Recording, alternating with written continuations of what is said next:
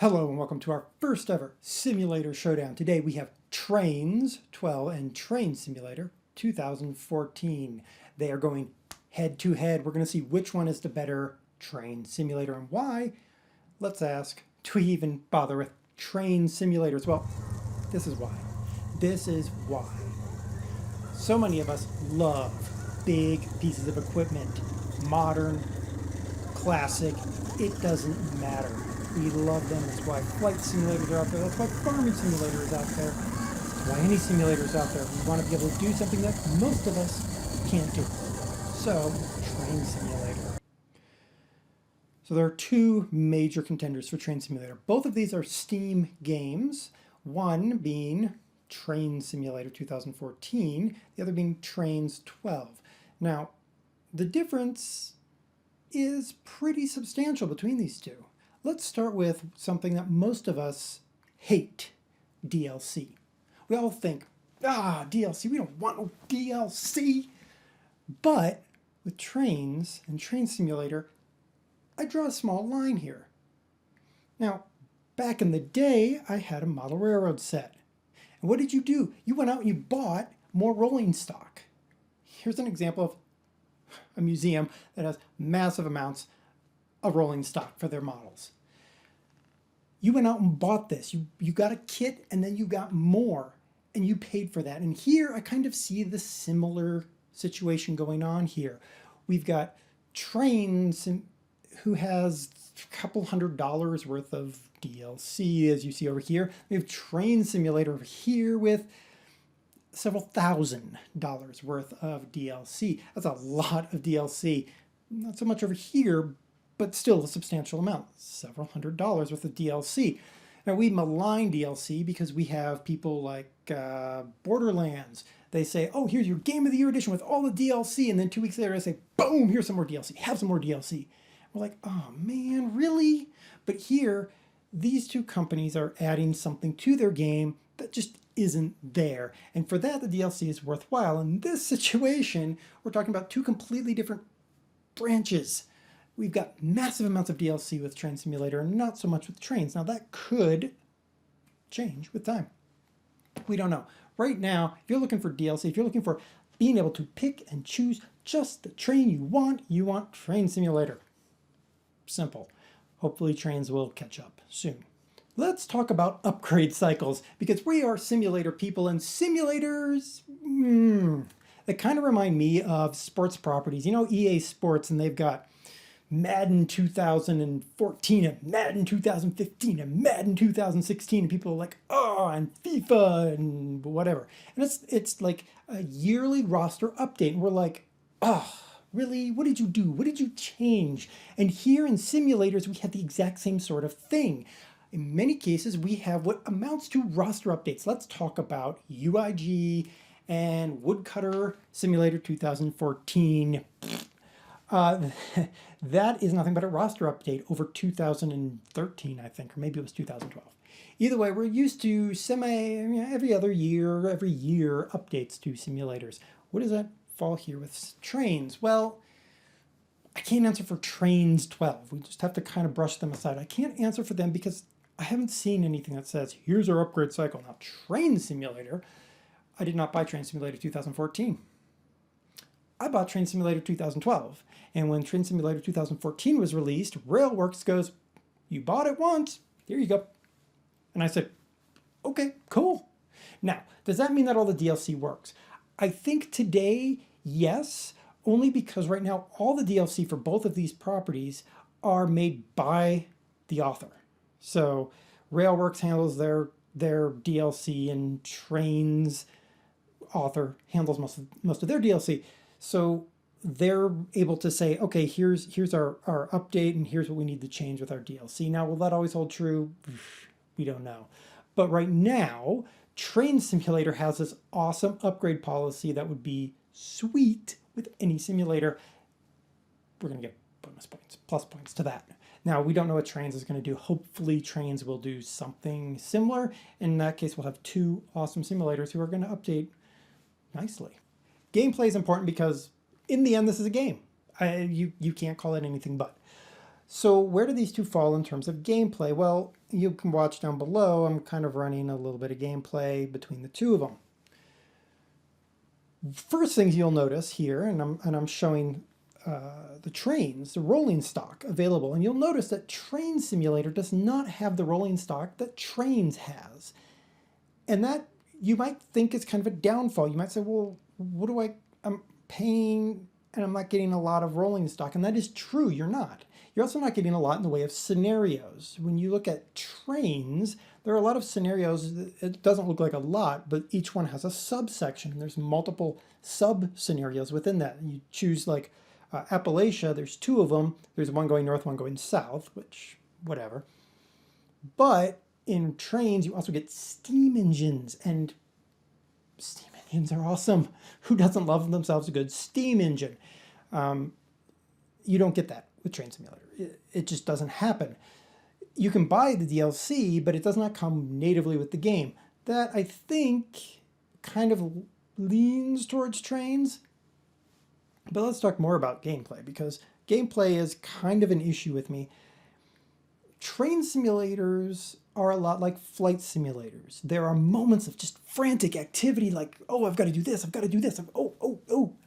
And then there's huge moments of,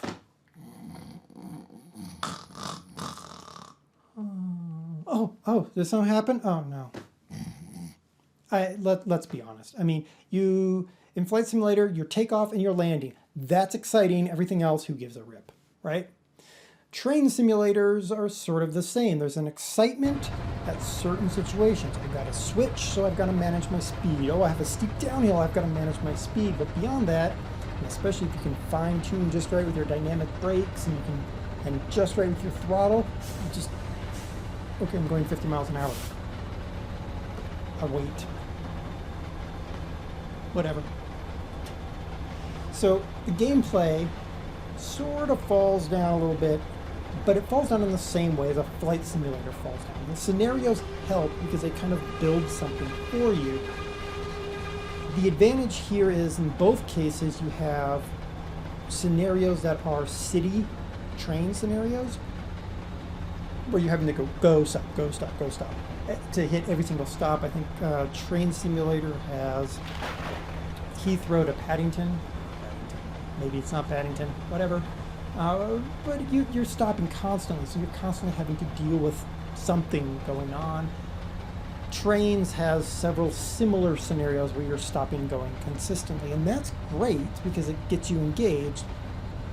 But by and large, I mean, Train Simulator, the Cheyenne scenarios, the shortest Cheyenne scenario, which is middle of nowhere, America, what do you know? Shortest Cheyenne scenario is 50 minutes long. Can I have a time dilation system, please? Flight Simulator, you can turn up your time, speed 2 times, 4 times, 16 times, whatever. And then you go fast, and you get through the boring parts. You don't get that with Train Simulator, and I understand to some degree why, but at the same time, can I have it? Let me make the decision. If I can tune my train just right, run it up to 8 times, and then, slow it down a little bit. That's great.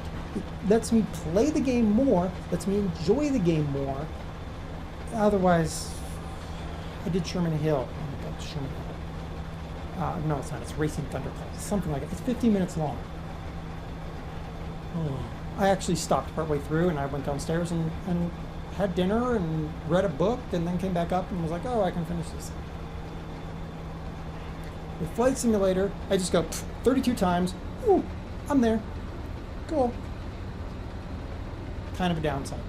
Let's talk about graphics. Graphics are slightly at issue for both of these. Now, Trainz has a further issue, and that is frame rate.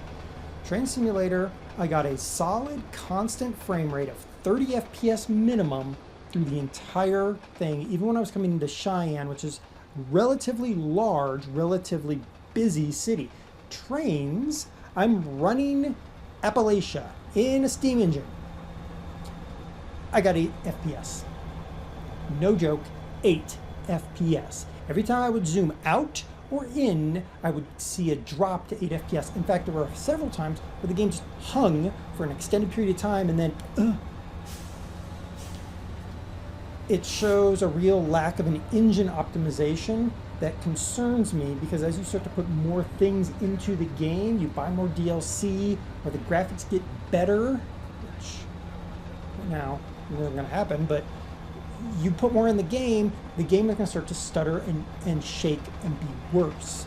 With Train Simulator, I've got the thing cranked all the way up. I was getting a constant 30 FPS minimum. That was my minimums, and that was included going into downtown Cheyenne, Wyoming, with a whole bunch of trains, because that is a major Union Pacific switch yard, and I think there were like 13 trains moving around or doing something, and I still maintained 30 FPS, and I was seeing upwards of 60 FPS on Train Simulator. The engine seems solid with Train Simulator. Trains, it just feels like they've not quite nailed the engine quite yet. Besides that, let's talk about graphics. You're going to have pop-in on both of these. Neither one of these are really designed to minimize pop-in. If you fly a lot of Flight Simulator, the game loads a city and you pretty much, well, to some degree, you don't see pop-in. If you put a whole bunch of mods on Flight Sim, you will start to see pop-in graphics hopping in. If you look carefully on Train Simulator over here, you'll see grass actually popping in. Trains, everything just pops in. It's just pop-in central. Another problem with Trains, which is not graphics related, but is related to, I think, the core code going on over here, is sound. Sound is a problem. In fact, let's listen to what I heard while I'm driving my steam engine through Appalachia.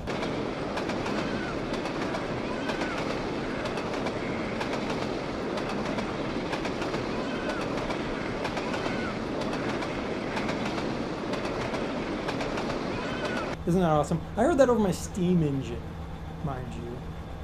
It's not like it was, I stopped, the engine was idling. I was driving a steam engine. Water also cycles as an audio source. It's a track that cycles through on trains. I think they're moving in a good direction, but I don't think they're there yet. Train Simulator has them deep. I want to talk about one other thing that distinguishes these two. With Train Simulator, they have modeled much like Flight Simulator, meaning you see a world, a large subset of the world is rendered in for you, or at least if it's not rendered, it's drawn in, meaning you see mountains off in the distance away, and you see buildings off in the distance away, which is great, because that's what you see in Wyoming. That's all you see in Wyoming. There's nothing else there. There's not even buildings. It's just cows. But if you get into the fly around view, which is a world view, you can fly away from your vehicle. You can go off into, but only so far. You hit a point at which it says, okay, you've gotten too far from your train. I'm going to pull you back so I can despawn the things that you can't get to, that are out beyond you, or I don't have to render things in beyond the train, so that it maintains performance. Additionally, the additional asset to that is the world seems contiguous. It seems like I'm going, and I can see something out there, but I can't get to it. But I can see it, and that means that I feel like the game is fully there. In Trains, there's a cliff. You literally get to the end of the world and boop, you fall into a cliff. The world has been sectioned out, and just those sections are rendered in Trains, and then you hit those, and in fact, I was driving around in my Aero Train, which was DLC that I got, and I took a track, don't know how I did this, but the track literally was supposed to go straight, but the way they had modeled the world, they had actually cut where the track was supposed to go. So it just ended and it started on the other side of this gap that I couldn't get across. And I was like, well, what's the point of that? I don't know. So Trains doesn't feel like they've really got it together yet. I think they're getting there, but not there yet. What's our final verdict? We're going to run things down the side here. We've got Train Simulator, and we've got Trains. which one is the one for you? Well, as with anything, it's an opinion. But let's talk about where I tick the boxes. First, with Train Simulator and DLC. Who gets it? Obviously, it's going to be Train Simulator 2014. Over $3,000 worth of DLC. They have a lot of DLC. In addition, they have the Steam Workshop. Trainz does not have a Steam Workshop yet, so you can download extra scenarios for Train Simulator 2014 on Steam. The next is I'm kind of putting upgrades in here, and I'm going to throw it to Train Simulator for now. If Trainz does something similar to Train Simulator, then it becomes a write-off. Both of them would get it. Right now it's Train Simulator because they've made a point, and this is not the first time they've done it, where they say, hey, you already bought it. Here you go. Here's the newest. Gameplay. Gameplay is going to go to Trainz. And the reason it's going to go to Trainz is a couple things. First, the tutorials are better because they have them. Second, the scenario editor is better, which is fine. But you also, when you get into certain scenarios, you are actually the one who has to switch the track. You need to go from here to here. You need to switch the track so you can make that turn. In Train Simulator, you don't. You just drive the train and somebody else magically makes things work. So I'm going to lean towards Trainz in that respect. However, with the Steam Workshop, I'm still going with Trainz. They also have a Steam engine. Steam engines are cool. Graphics. Train Simulator.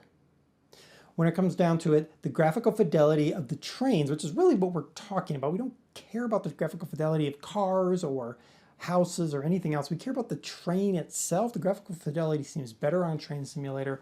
Additionally, you can find a Lamborghini tractor in Train Simulator. Just saying. Performance, whoa, Train Simulator. By a mile, Train Simulator beats out on performance. I don't see huge leg spikes. I don't see weird sound issues. I don't have maps that act all funny. It feels like a completed product over here. Trainz, they're trying, but I don't think they're there yet. In the end, Train Simulator is going to win this simulator showdown. It is right now the better train simulator. If you're looking for a very good train simulator, I would say pick up Train Simulator 2014. However, I will say Trainz shows up on bundle stars every once in a while with a whole bunch of goodies. Might be worth checking out there, but remember, graphics and performance are a problem even on my machine with 6-core hyper-threaded machine, 32 gigs of RAM, and NVIDIA 780. I'm getting 8 FPS. Just realize you might be setting yourself up for the same. In the end, I would say if I was going to spend the money, I would drop the money on Train Simulator. I would let Trainz chill out. When it shows up on Bundle Stars or Humble Bundle, and it's really, really, really cheap, if I can get the entire collection of Trainz plus some other things for like $10, I'd do it in a heartbeat. But I wouldn't buy it for full price. Train Simulator, I would buy for full price. Until our next simulator showdown, I've been DerTebbers. And always remember, trains are our friends. Bye, everybody.